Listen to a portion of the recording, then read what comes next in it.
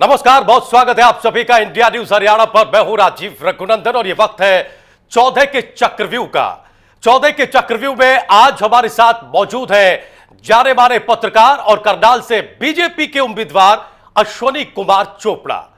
करनाल के चक्रव्यूह में अश्वनी चोपड़ा की राह बेहद मुश्किल है, जैसा कि हम बताते आए हैं। उनके लिए करनाल एक नई जगह है, लेकिन उनके चुनाव के सारथी नरेंद्र मोदी हैं और चौदह के चक्रव्यूह में नरेंद्र मोदी की लहर को अश्वनी कुमार चोपड़ा अपना सबसे बड़ा ब्रह्मास्त्र मानते हैं। उनके सामने करनाल से पिछले 2 बार से सांसद अरविंद शर्मा है। इसके अलावा बीजेपी से बगावत करने वाले वीरेंद्र मराठा भी बीएसपी के हाथी पर सवार होकर अश्वनी चोपड़ा के लिए मुश्किल पैदा कर रहे हैं।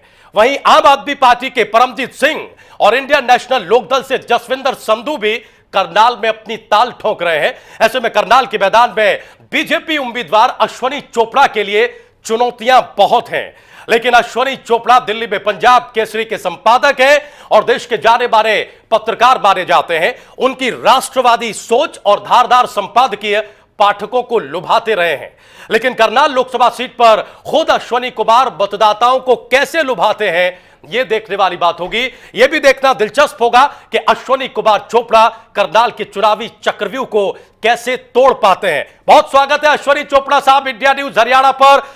सवालों के चक्रव्यूह, चौदह के चक्रव्यूह में आज जो हमारा रिश्ता है सर आपसे, यूं तो आप बहुत सम्मानित पत्रकारिता के पेशे से आते हैं और हमारा और आपका जो रिश्ता है वो द्रोणाचार्य और अर्जुन की तरह आज खड़ा हुआ है। हम सब ने प्रदेश में आपके बहुत सारे संपादकीय पढ़े हैं, लिखे हैं। हम सब आपके शेरो शायरी के गुलाम रहे एक तरह से कहें, लेकिन आज हम और आप दोनों अपनी अपनी जिम्मेदारियां निभाते हुए नजर आएंगे। चूंकि अब आप चुनावी सियासत का हिस्सा हैं, लिहाजा आपसे सवाल करना और तीखे सवाल करना हमारी जिम्मेदारी भी होगी और हमारी मजबूरी भी। और इन तीखे सवालों में हमारे साथ होंगे channel head India news Haryana Amit Arya. सवालों का सिलसिला शुरू करते हैं सर।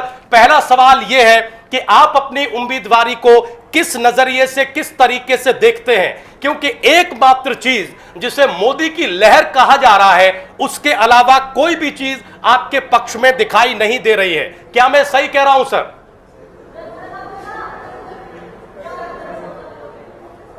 ऐसी बात नहीं है। जब से हरियाणा बना है उसके बाद जब से मैं दिल्ली में आया हूं और हरियाणा जब पंजाब और हिमाचल तीनों प्रदेश इकट्ठे हुआ करते थे तब एक पंजाब होता था जी। और मेरे दादाजी और मेरे पिताजी और मैं बचपन में भी हम हरियाणा की धरती पर बहुत हम आते थे और हमारा अखबार जो था उस समय आज से 10 साल पहले सिर्फ एकमात्र ऐसा अखबार था पंजाब केसरी, जो कि पूरे नॉर्थ इंडिया में अकेला ही था और खास तौर पर हरियाणा में इसकी सबसे ज्यादा सर्कुलेशन थी। इसलिए मैं ये समझता हूँ कि करनाल, जो कि एक बहुत ही महत्वपूर्ण शहर है हरियाणा का, यहाँ पर पंजाब केसरी की साख और जैसा कि आपने खुद कहा कि निष्पक्ष पत्रकारिता करने वाले व्यक्ति को मैं ये समझता हूँ कि यहाँ की जनता अपने हाथों पर लेगी।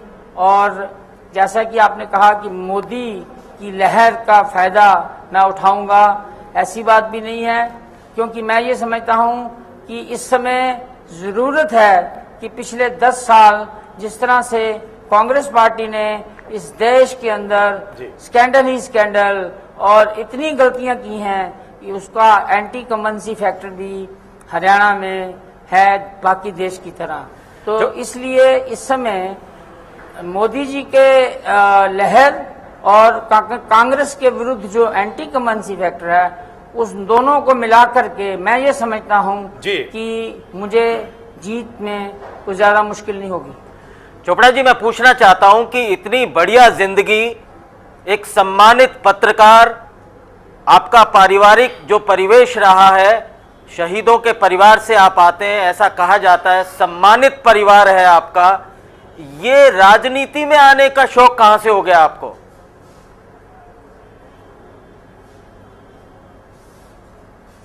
ये आप जो कह रहे हैं कि बहुत ही आप आसान जिंदगी जीते रहे हैं, जी। ऐसी बात नहीं है। आपको पता है कि हमने पत्रकारिता में भी देश की एकता अखंडता के लिए बहुत ही मेरे दादाजी और मेरे पिताजी ने, और उस समय मैं चाहे छोटा था तब भी मैं एडिटोरियल डिपार्टमेंट में आ गया था और जर्नलिज्म शुरू कर दिया था। हम जब पत्रकार थे तब भी हम चुनौतियों का सामना करते थे, और अब मैं ये समझता हूँ, जैसा कि मैं पहले आपको बता चुका हूँ जी। मैंने अपने पेन को साइड में रखा, क्योंकि मैं अब तक देश की एकता अखंडता राष्ट्रवाद के लिए लिखता था। जी। अब मैंने सोचा समय आ गया है कि अब प्रैक्टिकल रूप में राजनीति में घुस के जी। इसका विरोध किया जाए। ठीक है। चोपड़ा साहब, एक गुजारिश हम कर दें आपसे, हम आपसे बड़ी ईमानदार और सच्ची टिप्पणियां चाहते हैं, चूंकि हमने 14 के चक्रव्यूह में अपने सवालों में जिन भी मेहमानों को लिया है, ज्यादातर सीजन पॉलिटिशियन हैं, उम्मीदवार हैं इस लोकसभा चुनाव में और सियासी बयान देते रहे हैं। लेकिन चूंकि आप बहुत ही जिम्मेदार गंभीर शख्सियत हैं, हम ये चाहते हैं कि जिन मुद्दों पर आज हम आपसे बातचीत करेंगे, अब बीजेपी का नेता होने के नाते, करनाल से बीजेपी के टिकट पर चुनाव लड़ रहे एक शख्सियत होने के नाते हमें कुछ सजग और अच्छी टिप्पणियां मिलेंगी। साथ ही साथ चूंकि हमारे सवाल तीखे होंगे, हम क्षमा प्रार्थी होंगे अगर आपको वो सवाल कहीं चुभे, और उम्मीद ये करेंगे कि आप पूरी बहादुरी से उन सवालों का सामना करें। सर, पहला आरोप आप पर यह लगता है जो बहुत गंभीर है कि आप एक कॉम्प्रोमाइजिंग कैंडिडेट हैं। चूंकि बीजेपी को आखिरी वक्त में करनाल में जो कुछ हुआ उसमें कुछ भी नहीं सूझ रहा था, लिहाजा उन्होंने आप पर दांव लगाया। क्या आप एक हारी हुई बाजी को जीतने की कोशिश कर रहे हैं? क्या वाकई आप एक कॉम्प्रोमाइजिंग कैंडिडेट हैं?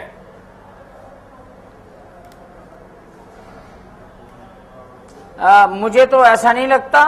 मुझे तो ऐसा लगता है कि जब जिस तरह के बात आप मेरे से पूछ रहे हैं, करनाल के अंदर जो बहुत देर से कशमकश चल रही थी कि कौन यहाँ पर उम्मीदवार बनाया जाए, तो उस समय भी मेरा नाम चल रहा था, और अंत में जब फैसला नहीं किसी के नाम पर हो सका तो उन्होंने मुझे टिकट दी, और मैं मुझे ये बताया गया कि तुम्हें ये टिकट दी जा रही है, और मुझे सिर्फ 3 दिन मिले। 3 दिन पहले ये बताया गया और रात के 12 बजे मुझे बताया गया, और मैंने इस चुनौती को स्वीकार किया है, और मैं इस चुनौती को स्वीकार करने के बाद इस खेल में, राजनीति के खेल में दुनिया को ये दिखाना चाहता हूं कि अगर मैं एक अच्छा निष्पक्ष पत्रकार बन सकता हूं तो एक अच्छा निष्पक्ष पत्रकार एक अच्छा राजनीतिज्ञ भी हो सकता है।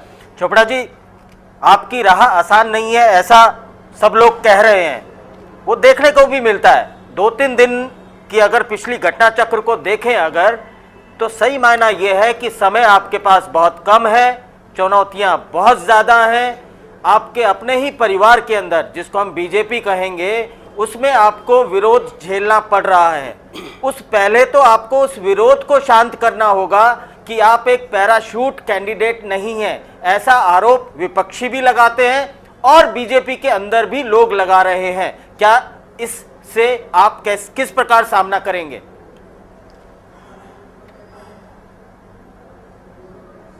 ये तो आप एक चुनौती एक ही बात कर रहे हैं जिसमें मेरे ऊपर आरोप लगे हैं। मेरे ऊपर तो बहुत ज्यादा आरोप लगे हैं, इससे भी ज्यादा आरोप लगे हैं, जो कि आप मुझे लगता है आगे जाके मुझसे पूछेंगे, लेकिन मैं इनसे घबराने वाला नहीं हूँ। जनाब, इफ्तिदाए इश्क है, रोता है क्या? आगे आगे देखिए होता है क्या। तो चोपड़ा साहब, हम वही जानना चाह रहे हैं कि आगे आगे अब क्या होगा। 3 दिन आपने खुद बताया कि 3 दिन का वक्त आपको मिला, आपके नाम का ऐलान किया गया। तो उससे पहले करनाल में जो कुछ हुआ वो किसी से छिपा हुआ नहीं है। आपके पास प्रचार के लिए कम वक्त है, 20-22 दिन कुल शेष है। बाहरी होने का आरोप आप पर लगा है। ऐसे में एक जिम्मेदार पत्रकार चुनावी जिम्मेदारी कैसे निभाएगा? ये आने वाला जो इश्क है इसको अंजाम कैसे देगा? हम यही जानना चाह रहे हैं, प्रदेश यही जानना चाह रहा है। क्या नीति रणनीति है आपके पास?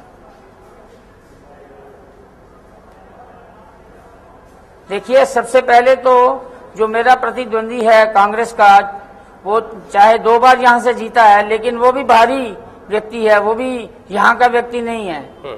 और इसके बाद दूसरी बात यह है कि ये जो बाहरी व्यक्ति की बात है उसका इस बात से कोई लेना देना नहीं है। इस वक्त देश की जनता और खास तौर पर मैंने आज अपने 9 विधानसभा क्षेत्रों का दौरा किया और 9 आज एक दिन में मैंने 9 विधानसभा क्षेत्रों में ऑफिसेज भी खोल दिए। और आपको मैं ये बताना चाहता हूँ कि एक एक ऑफिस में मैं गया, मैंने वहां पर चाहे 10-10 मिनट 20-20 मिनट भाषण दिए, लेकिन लोगों के जोश और उनके जो जिस तरह से उन्होंने मेरे को अपने हाथों पर उठाया उसको देखकर मुझे बहुत प्रोत्साहन मिला। डॉक्टर चोपड़ा जी, आपके जो प्रतिद्वंदी हैं वो एक मिलनसार आदमी, पिछले 2 बार से जीता हुआ सांसद, पेशे से डॉक्टर, और उनके ऊपर कोई इस प्रकार का दाग या इस प्रकार का आरोप नहीं है। आप इस प्रकार के प्रतिद्वंदी से किस प्रकार से भिड़ पाएंगे?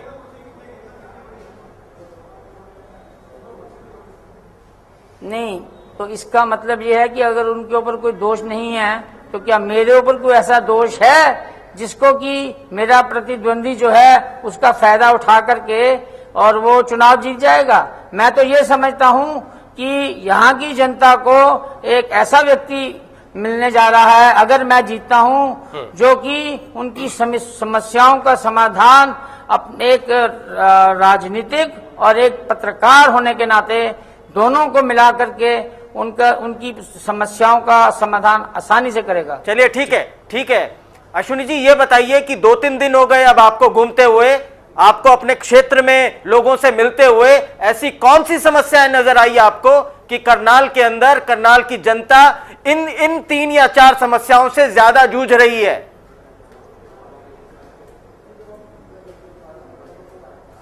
सबसे पहले तो मैं आपको ये बताना चाहता हूं कि पिछले 10 साल से कांग्रेस का जो मेरा प्रतिद्वंदी है उसने यहां पर कोई विकास नहीं किया।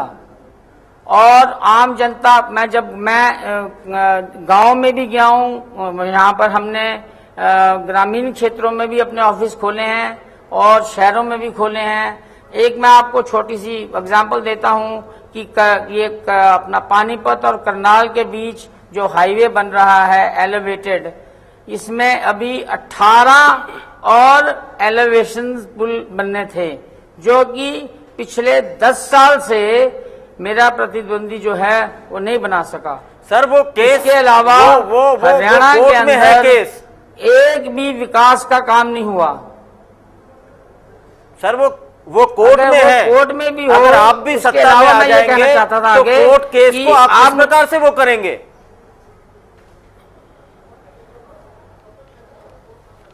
नहीं, मैं मानता हूं कि कोर्ट में है, लेकिन जो इस इलाके का सांसद होगा उसको कोशिश तो करनी चाहिए कि जो पार्टियां आपस में लड़ रही हैं, अगर वो जो कंट्रैक्टर है जिसने की झगड़ा किया और कोर्ट चला गया, उसके बदले में या कोर्ट में अच्छे ढंग से उसको पेश किया जाए, अच्छे वकीलों को रखा जाए। और मैं मानता हूं कि करनाल और पानीपत के ऐसे बहुत बड़े उद्योगपति हैं जो कि इस काम के लिए मदद कर सकते हैं। इसके अलावा मैं कहने वाला था कि पिछले 10 साल में मैं आपको बताना चाहता हूं कि पूरे हरियाणा में अब तो पिछले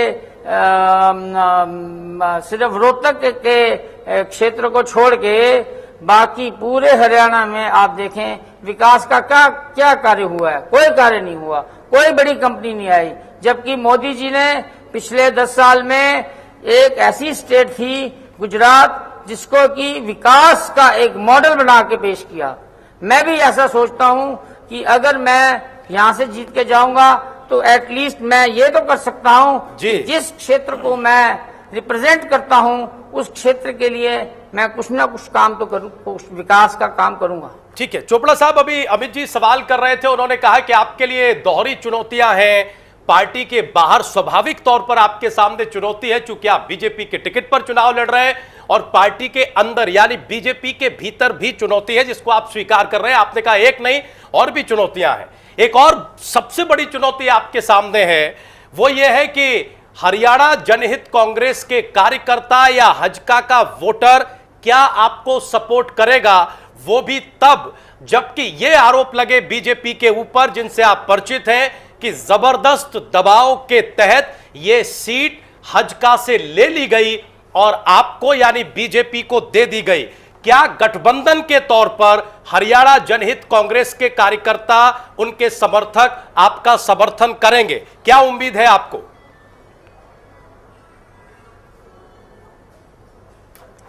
देखिए, सबसे पहले मैं आपको ये बताना चाहता हूं कि कुलदीप जो कि जनहित पार्टी के अध्यक्ष हैं, वो मेरे बहुत पुराने दोस्त हैं और मेरे साथ उनका बहुत प्रेम है जी। और आज से जब उनके, लेकिन सर हमारे पास जो खबरें हैं उनके मुताबिक वो आपके बहुत अच्छे दोस्त हैं, लेकिन इस वक्त बहुत आहत हैं। वो आपके बहुत अच्छे मित्र हैं, लेकिन बहुत आहत हैं, बहुत परेशान हैं। और हजका के भीतर जो आम कार्यकर्ता है वो इस घटना से बहुत मायूस है कि आपने दबाव के तहत करनाल की सीट उनके हाथ से छीन ली। चंद्रमोहन बिश्नोई को मीडिया के सामने जाकर एक ऐसा बयान देना पड़ा जिस पर पार्टी खड़ी नहीं रह पाई।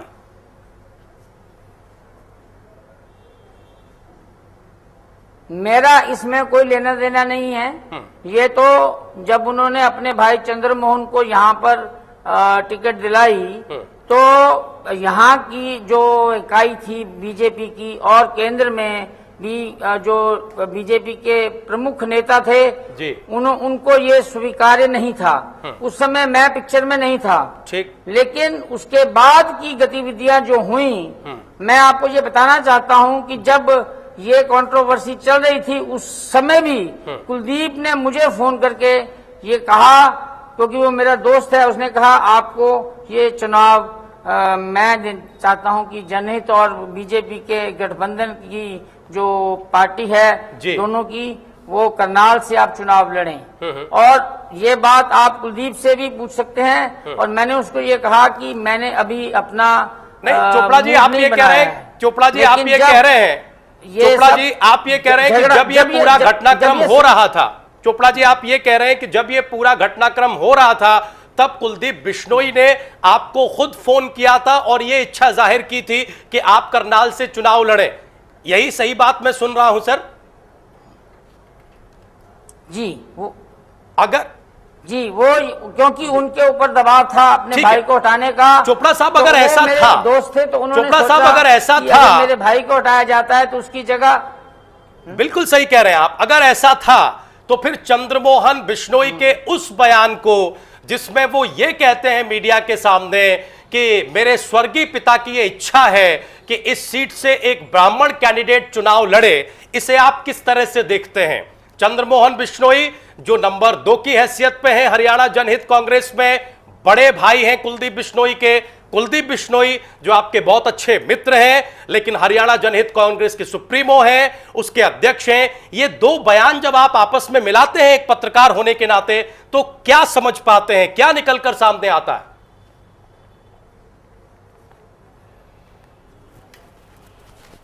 आपने जो ये प्रश्न मुझे किया है ना, इसका जवाब मेरे पास है कि कुलदीप ने ना केवल मुझे फोन किया, उसने मेरी पत्नी को भी फोन किया, क्योंकि मेरी पत्नी जो है, मैं पंजाबी हूं और मेरी पत्नी ब्राह्मण है। We are 2 in 1। और कुलदीप ने ये कहा कि अश्विनी जी और भाभी जी, अगर आप दोनों, अगर अश्विनी जी यहाँ से चुनाव लड़ते हैं, तब तो स्वाभाविक तौर पर पंजाबी, तो स्वाभाविक तौर पर आपकी पत्नी को चुनाव मैदान में होना चाहिए था। चोपड़ा साहब, तब तो स्वाभाविक तौर पर आपकी पत्नी को चुनाव मैदान में होना चाहिए था। एक तीर से दो शिकार हो जाते। चंद्रमोहन बिश्नोई जी की बात का सम्मान भी रह जाता, यह सीट भी बीजेपी के खाते में चली जाती, और इससे एक कदम और आगे बढ़कर जो अक्सर हम विश्लेषण करते हैं कि राजनीतिक दल महिला उम्मीदवारों को लेकर कितना गंभीर है, वो एक मामला भी सुलझ जाता। फिर आखिर यह क्यों नहीं हुआ?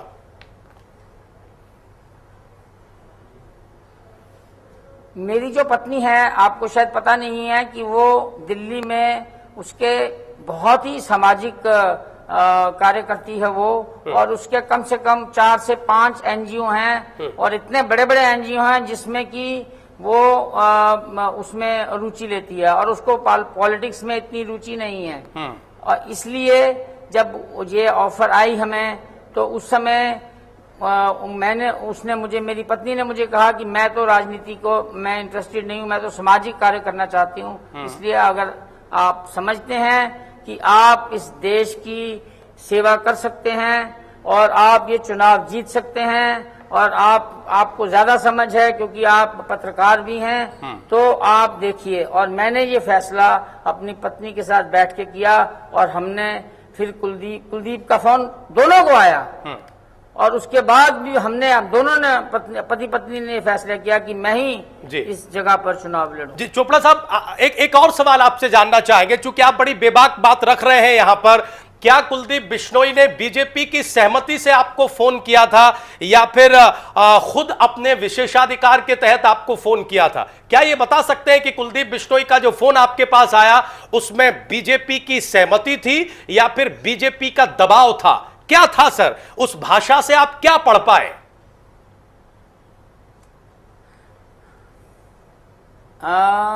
मैं इस बारे में श्योर नहीं हूं, ना ही मैं ये समझता हूं कि उसने बीजेपी को कंसल्ट करके ये फोन किया हो। ये उसका प्यार था, ये उसकी अफेक्शन थी जी, जो कि वो चाहता था कि अगर मेरे भाई को नहीं मिली टिकट तो कम से कम अश्विनी, जिसको कि मुझे वो हमेशा बड़ा भाई साहब कहता है, तो लेकिन चोपड़ा साहब तब तो एक सवाल और खड़ा होता है, फिर तो आपको हरियाणा जनहित कांग्रेस के कोटे से उम्मीदवार होना चाहिए था, फिर आप बीजेपी के कोटे से। फिर ये सब क्यों हुआ कि पहले रातों रात मीटिंग्स हुई और उसके बाद सीटों की अदला बदली हुई, उनको सिरसा दिया गया, बीजेपी को करनाल दिया गया, और फिर आपको बीजेपी के उम्मीदवार के तौर पर उतारा गया? अगर संबंधों में इतनी सहजता थी, अगर कुलदीप के विकल्प इतने खुले हुए थे, इतने स्वाभाविक और व्यवहारिक थे, तो तब आपको हरियाणा जनहित कांग्रेस की टिकट पर आज करनाल से उम्मीदवार होना चाहिए था।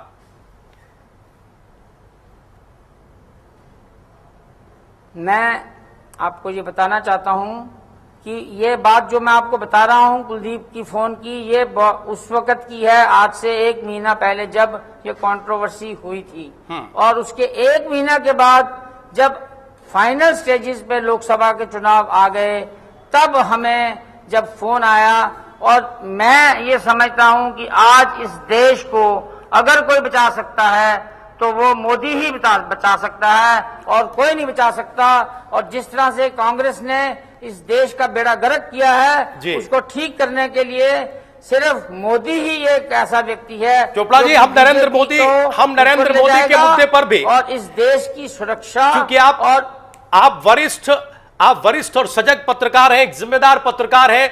नरेंद्र मोदी की छवि, नरेंद्र मोदी की लहर, और खासतौर से हरियाणा के संदर्भ में, इस पर भी हम सवाल करेंगे। लेकिन हम सर ये समझना चाह रहे हैं कि अगर 1 महीने पहले कुलदीप बिश्नोई ऐसा चाहते थे, तो फिर इतनी रार क्यों हुई करनाल की सीट को लेकर? फिर तो जैसे ही ये सीट हजका के झोली में आई, जैसे ही बीजेपी हजका के बीच ये फैसला हुआ, ये सामंजस्य बना कि ये 2 सीटें हैं, हिसार और करनाल, जिन पर हजका को लड़ना है, तो फिर आपको स्वाभाविक तौर पर कैंडिडेट होना चाहिए था। फिर क्यों चंद्रमोहन बिश्नोई को पहले घोषित किया गया, उसके बाद वापस लिया गया, फिर सीटों की अदला बदली हुई, फिर आपका नाम आया? ये जो पूरी रार है चोपड़ा जी, ये क्या इशारा कर रही है? क्योंकि इससे जो आम मतदाता है, जो आम वोटर है, उसके दिमाग में एक बड़ी भ्रम की स्थिति हो गई है।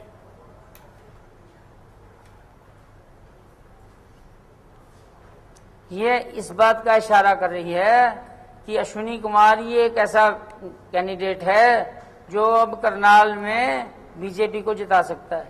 और दूसरी बात मैं आपको बता दूं, बीजेपी आपको ये पता नहीं किसने ये बात कही है, आज भी मुझे कुछ 2 दिन पहले भी कुलदीप का फोन आया, और उसने मुझे नॉमिनेशन करने से पहले मुझे कांग्रेचुलेशन कहा, और उसके बाद मैंने उसको कहा, मैंने कहा तुम्हारे व्यक्ति मुझे पता चला है लोगों को यहाँ पर अफवाह, जैसे आप बात कर रहे हैं, यहाँ पर भी अफवाह थी। उसने कहा भाई साहब आपको मेरी तरफ से कोई शिकायत नहीं आएगी, और मैं आपको बता सकता हूँ कि जब मैं नॉमिनेशन भरने गया, मेरे साथ जनहित पार्टी के बहुत से लोग, ना केवल यहाँ से, चोपड़ा साहब आपको नहीं लगता ये सियासत है? विभिन्न स्थानों से आए। चोपड़ा साहब आपको नहीं लगता ये सियासत है? चुनावी सियासत का आप पहला तजुर्बा कर रहे हैं, लेकिन सियासत कैसे चलती है इसे आप खूब जानते हैं।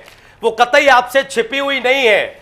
व्यक्तिगत फोन आना और कुलदीप बिश्नोई आपके नामांकन में मौजूद रहे, दोनों का बड़ा अलग अलग मैसेज है। इस चुनावी सियासत में जो मित्रता आप बता रहे हैं उसके मुताबिक, और जिस मजबूत गठबंधन की बातें की जाती हैं हरियाणा में हज का बीजेपी की, उसके मुताबिक कुलदीप बिश्नोई को as a leader, as a हज का प्रेसिडेंट खुद आपके नॉमिनेशन में शामिल होना चाहिए था। क्या आपको नहीं लगता कि सिर्फ फोन से काम नहीं चलता, उनकी मौजूदगी बहुत जरूरी थी विरोधियों के, विपक्षियों के मुंह पर ताले लगाने के लिए, लेकिन ऐसा नहीं हो पाया?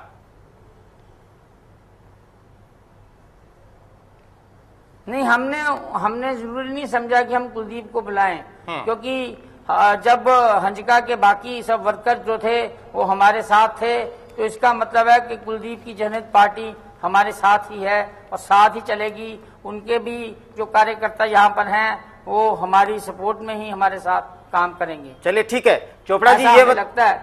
बाकी जो आप कह रहे हो राजनीति का खेल, हम भी जानते हैं, जैसे आप जानते हो। आप अगर पत्रकार हैं तो हम भी पत्रकार हैं। नहीं सर, हम तो आपके शिष्य हैं। राजनीति के खेल क्या होते हैं, नहीं, सब खेलों को समझ के ही। नहीं चोपड़ा साहब, हम तो आपके शिष्य हैं, सोच समझ के ही। और आज 14 के चक्रव्यूह में, जैसा कि मैंने बहुत शुरुआत में कहा, चोपड़ा साहब 14 के चक्रव्यूह में मैं तो सिर्फ अपनी जिम्मेदारी निभा रहा हूं, और चूंकि आप द्रोणाचार्य की तरह अब सियासी रण में कूद पड़े हैं, इसलिए आप अपनी जिम्मेदारी निभा रहे हैं, मैं अपनी जिम्मेदारी निभा रहा हूं।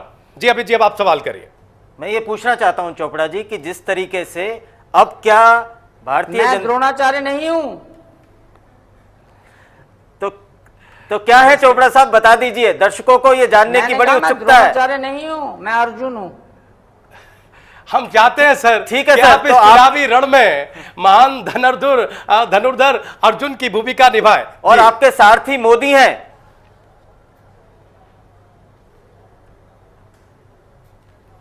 मेरे साथी तो मोदी ही होंगे, उनके अलावा कौन हो सकता है? ठीक बात। आज के समय में इस देश को अगर सही दिशा में कोई ले जा सकता है तो वो मोदी ही ले जा सकता है, ऐसा मेरा विश्वास है। और एक पत्रकार होने के नाते मेरी ये कन्विक्शन है, मैं ये समझता हूं कि मोदी के अलावा इस देश का उद्धार अब कोई नहीं कर सकता। क्यों अरविंद केजरीवाल नहीं कर सकते सर? ईमानदार आदमी है, भ्रष्टाचार के विरुद्ध लड़ाई लड़ रहे हैं, उसके साथ साथ एक सामान्य परिवार से संबंधित होते हुए भी अपनी नौकरी छोड़ के, त्याग करके देश की सेवा के लिए, भारत माता की सेवा के लिए वो आदमी निकला है, तो वो आदमी क्या आपका सारथी नहीं हो सकता?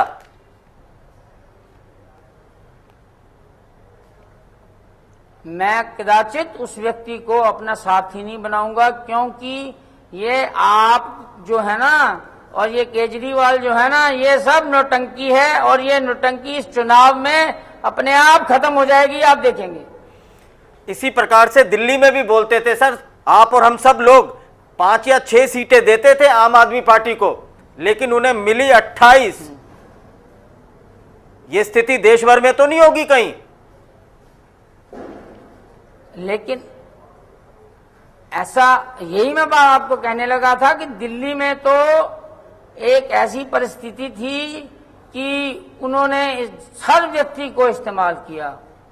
उन्होंने शुरू से लेके आखिर तक लोगों को इस्तेमाल किया और अपनी एक छवि ऐसी बना दी लोगों के समक्ष कि उन जैसा ईमानदार और इस दिल्ली के एडमिनिस्ट्रेशन को चलाने के लिए ऐसा मुख्यमंत्री तो हो ही नहीं सकता। दूसरी बात कि शीला दीक्षित जी की कांग्रेस जो थी, उसका भी एंटी कमेंसी फैक्टर था, उस फैक्टर का फायदा उन्होंने भी उठाया। और मैं समझता हूं कि बीजेपी ने भी कम सीटें नहीं ली, थोड़ी सीटों का ही फर्क रहा। अगर 2-4 सीटें बीजेपी को और मिल जाती तो आपको बैठना पड़ता, और फिर आपकी जब सरकार को उसने अपने बच्चों की कसम खाई थी कि मैं किसी का कांग्रेस का समर्थन नहीं लूंगा, और उसके बाद उसने कांग्रेस का समर्थन लिया। ऐसे व्यक्ति के ऊपर तो विश्वास ही नहीं किया जा सकता। चोपड़ा साहब, एक सवाल ये जरूर जानना चाहते हैं आपसे, चूंकि प्रदेश की जनता भी ये जानना चाहती है और पिछले 10-15 दिन से ये मामला अखबारों की खूब सुर्खियां बटोर रहा है। बीजेपी उम्मीदवार होने के नाते और साथ ही साथ एक जिम्मेदार पत्रकार होने के नाते, क्या आपको ये लगता है कि हरियाणा में बीजेपी ने टिकटों का बंटवारा सही किया है? एक राष्ट्रीय दल को, एक ऐसी पार्टी को जिसके पक्ष में लहर चलने का दावा किया जा रहा हो, वो क्या इस तरह से टिकटों का बंटवारा करती है?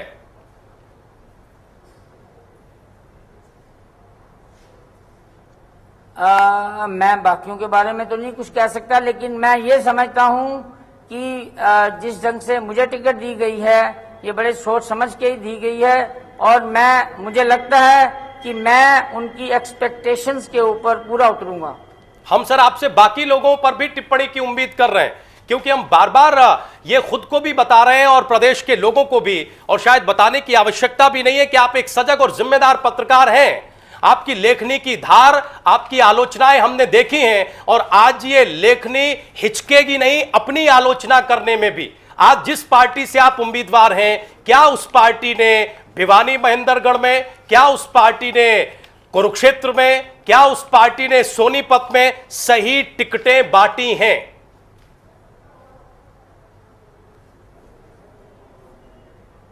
देखिए, मैं अभी कंसंट्रेशन कर रहा हूं सिर्फ अपने चुनाव पर, क्योंकि मेरे पास समय बहुत कम है।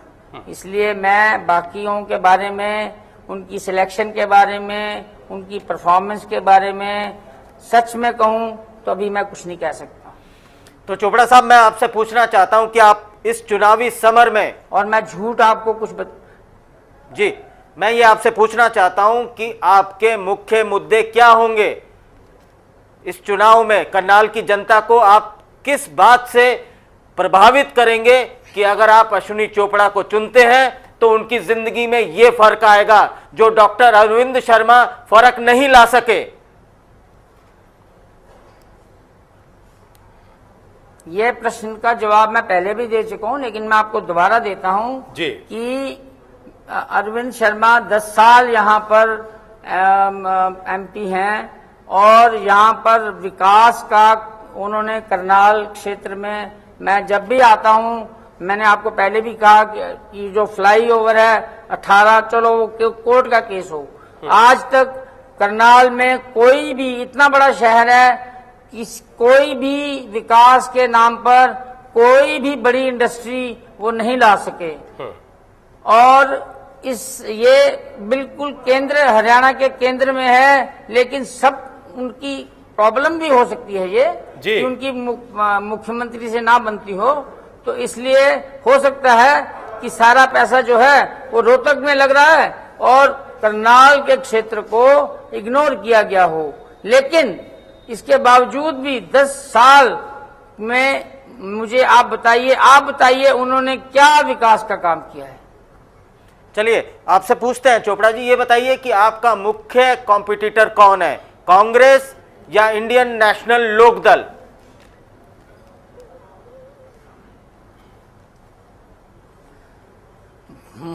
इस बारे में मैं नहीं कुछ कह सकता, कोई भी हो सकता है, क्योंकि ये जो चुनावी खेल है और ये जो राजनीति का खेल है, इसमें कब क्या कहां कैसे हो जाए इसके बारे में नहीं सर, आपको कांग्रेस का भ्रष्टाचार तो दिखता है, लेकिन इंडियन नेशनल लोकदल का भ्रष्टाचार, उनके नेता जेल के अंदर हैं भ्रष्टाचार के उसमें, और वो भी मोदी के नाम पे वोट मांग रहे हैं। उनका कहना है कि उनके कैंडिडेट को जिताओगे तो वो मोदी को समर्थन देंगे और मोदी को प्राइम मिनिस्टर बनाने में सहयोग करेंगे।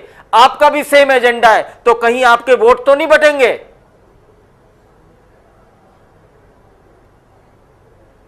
पहली बात तो वो उनका ये कहना है जेल में बैठ के कि हम मोदी को मदद करेंगे, और बीजेपी और मोदी की तरफ से उनको अभी तक कोई ऐसा इशारा नहीं गया कि आप हमारी मदद करो। वो अपनी झेम को मिटाने के लिए और वो हंजका और बीजेपी के बीच दरार डालने के लिए ऐसे बयानबाजी करते हैं। ठीक है, मैं ये समझता हूं कि लोक दल जो है, इन लोगों का कभी भी भारतीय जनता पार्टी, जब तक ये चौटाला परिवार जो है जेल में है, कभी भी समझौता नहीं हो सकता। और अगर जेल से बाहर आ जाएंगे सर तो समझौता हो जाएगा, भले ही आरोप चाहे कितने ही गंभीर रहे। मुझे नहीं लगता तब भी होगा। मैं आपको याद कराना चाहता हूं, पिछले चुनाव में आडवाणी जी जब थे अध्यक्ष थे, उन्होंने एक बार अंत में रेवाड़ी के अंदर एक अपने भाषण में ये कहा था लोगों को कि तुम चाहे कांग्रेस को वोट डाल दो, इस चौटाला की लोकदल को वोट मत डालना। ठीक है सर, लेकिन हम आपको यह भी याद दिला दें कि गठबंधन नहीं हो पाया, ये आज की सच्चाई है। रवैया रहा है इनके प्रति चोपड़ा सर, गठबंधन नहीं हो पाया, ये आज की सच्चाई है, लेकिन दोनों तरफ से काफी कोशिशें की गई, ये भी एक सच है। हम एक अगले सवाल की तरफ बढ़ते हैं। हम ये जानना चाहते हैं सर कि आप जाट गैर जाट की सियासत में आप एक जी जाट गैर जाट की सियासत में आप कहां खड़े हैं? क्योंकि आपके ऊपर एक और आरोप लगता है कि आप पंजाबी नेता हैं, आप पंजाबी समुदाय का प्रतिनिधित्व करते रहे हैं और कर सकते हैं। पिछले दिनों रोहतक में एक पंजाबी सम्मेलन में आप देखे भी गए। जाट गैर जाट के मुद्दे पर अश्वनी चोपड़ा क्या सोचते हैं अब इस सियासी चक्रव्यूह में?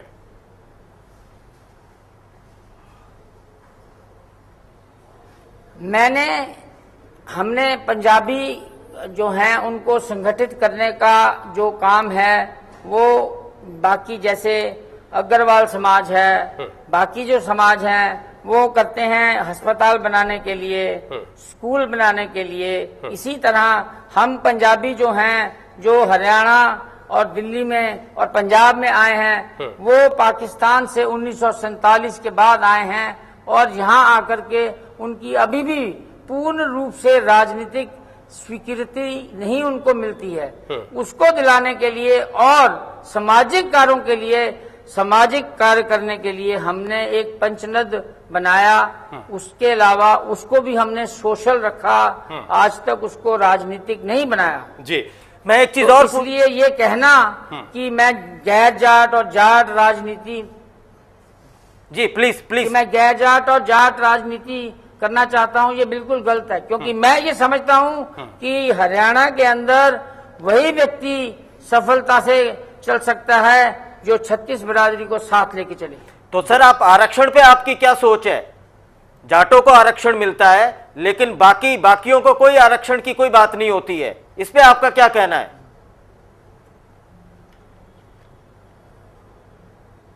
और ये तो बड़ी सीधी बात है ना, कांग्रेस ने इतने गंदे गंदे काम किए हैं, ये तो बड़ा छोटा सा काम है कि जाटों को जीतने के लिए उनको आरक्षण दे दिया। अब इसके बारे में चोपड़ा सर, आप जाटों को आरक्षण का समर्थन करते हैं या नहीं करते हैं? वो तो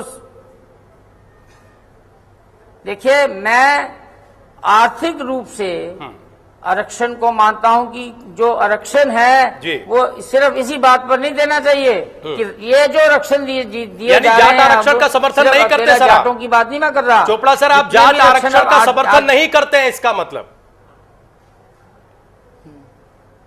मैं इसमें समर्थन की बात नहीं है, मैं तो आपको कह रहा हूं ना, ये तो कांग्रेस का खेल है। उनको जाटों की जरूरत है तो उन्होंने जाटों को, उनको असल में हरियाणा के जाटों की शायद इतनी ना जरूरत हो, उनको पश्चिम यूपी के अंदर कांग्रेस को लगता है कि कहीं बीजेपी हर राजनीतिक दल यही करता है, इसलिए उन्होंने हर राजनीतिक दल यही करता है। क्योंकि अब आप बीजेपी के नेता हैं, बीजेपी के उम्मीदवार हैं, हम आपकी और आपकी पार्टी की राय जानना चाहते हैं। प्रदेश और करनाल कॉन्स्टिट्यूएंसी के लोग जानना चाहते हैं। आप हमें बताइए सर कि आप जाट आरक्षण के साथ खड़े हैं या उसकी मुखालफत करते हैं? अश्वनी चोपड़ा का बीजेपी नेता होने के नाते जाट आरक्षण पर क्या स्टैंड है सर? आप जो मेरे से प्रश्न पूछ रहे हैं ना, नहीं, मैं इस बारे में आपको फिर बता रहा हूं, आप इस तरह से मेरे से मत पूछिए। मैं ये कह रहा हूं कि ये आरक्षण तो अब पंजाबी भी मांगेंगे, कल को ब्राह्मण भी मांगेंगे और सभी जातियां मांगेंगी। अब किस किस को आप आरक्षण देंगे? ये तो कांग्रेस की चाल है। सर, इस सवाल से आप बचते नजर आ रहे हैं? नहीं, मैं बचने की बात है नहीं, मैं इस बारे में कमेंट करना ही नहीं चाहता। ठीक है सर, एक और सवाल जो थोड़ा चुभ सकता है आपको और जो बिल्कुल सच्चाई के करीब है, जो शायद करनाल की हकीकत है। हमारे पुख्ता सूत्रों से हमें यह जानकारी मिली, जिस बात का जवाब आप बहुत शुरुआत में नहीं देना चाह रहे थे, कि जब करनाल सीट की अदला बदली हुई और जब कैंडिडेट्स को लेकर झगड़ा चरम पर था, तब कुलदीप बिश्नोई खुद ये चाहते थे कि हजका और बीजेपी का गठबंधन टूट जाए। यहां तक खबर मिली कि कुलदीप बिश्नोई की आंखों में आंसू आ गए। जो भी स्थिति परिस्थिति बनी, हजका के कार्यकर्ता ये कहते हैं कि वो कतई आपका समर्थन नहीं करेंगे। बीजेपी के कार्यकर्ताओं का भी एक धड़ा ये कहता है कि वो आपका समर्थन नहीं करेगा, क्योंकि आप उनकी स्वाभाविक चॉइस नहीं है, आपको उन पर थोपा गया है। ये जो चुनौती है, ये जो सच्चाई है, इसका सामना आप कैसे करेंगे चोपड़ा सर?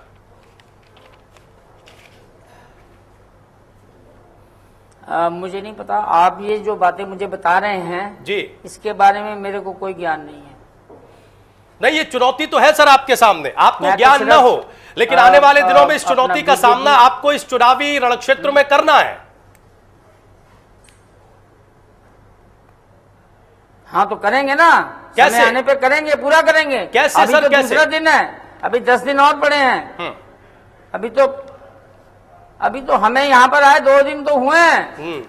अब नॉमिनेशन के बाद आज हम बाहर निकले हैं और हमने 9 अपने दफ्तर चोपड़ा सर, बनाए तब हैं। आप ये मानते हैं और कि आप अभी बाहरी हम हैं? आने वाले दिनों में आपने कहा कि जब आपको तक आए हुए 10 2 दिन तक हुए। पोलिंग नहीं होती, चोपड़ा यहाँ साहब, आपने करनाल ये में कहा कि रहेंगे। आपको आए हुए और 2 दिन हुए हैं, क्या आप ये मान चुके हैं कि हाँ, मैं बाहरी उम्मीदवार हूं, मैं कोशिश करूंगा, चुनौतियों का सामना करूंगा, लेकिन मैं बाहरी हूं?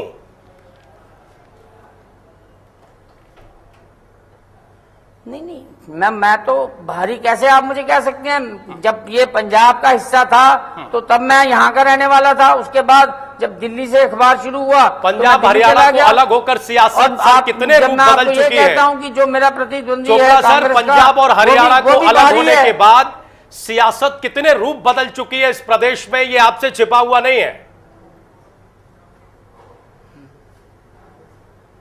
तो मैं आपको ये कह रहा हूं ना कि मेरा जो सबसे बड़ा प्रतिद्वंदी है कांग्रेस का, वो भी तो बाहरी है, वो भी तो दिल्ली से आया है। चलिए ठीक है चोपड़ा साहब, मैं इस इंडिया न्यूज हरियाणा के माध्यम से, इसके बारे में आपकी क्या राय है, आप बताइए ना। इंडिया न्यूज हरियाणा के माध्यम से मैं आपसे एक प्रॉमिस चाहता हूं, या जिस तरीके के आरोप विपक्षी लगा रहे हैं आपके ऊपर, जिसका सामना आपको करना पड़ रहा है और करना पड़ेगा भी आगे, कि अगर करनाल की जनता आपको चुन के पार्लियामेंट में भेजती है तो आप दिल्ली नहीं बैठेंगे, करनाल में बैठ के उनकी समस्याओं का निदान करेंगे।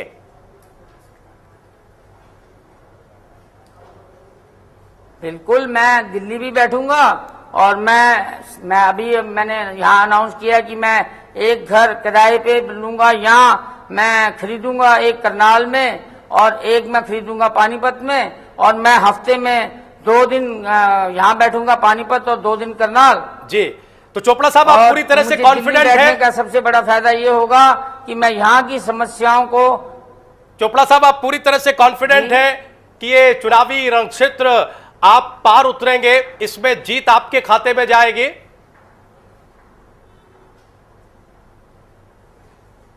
देखिए, ऐसा होता है ना, जब आप चुनाव लड़ते हैं तो आप इसी चीज को सामने लक्ष्य रखते हैं। जैसे आप मुझे कह रहे थे द्रोणाचार्य, मैंने कहा मैं तो अर्जुन हूँ जी, और अर्जुन की नजर जो होती है ना, वो मछली की आंख के ऊपर होती है, और वो उसको पता होता है कि मैं निशाना ठीक ढंग से साधूंगा और मैं जीतूंगा।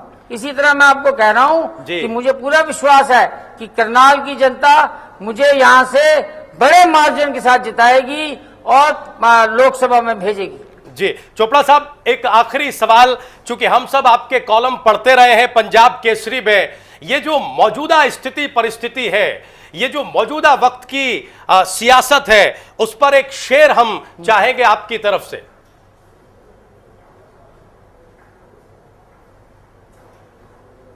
भाई, एक तो आपको सुना चुके हैं हम शेर, सर एक और हो जाए।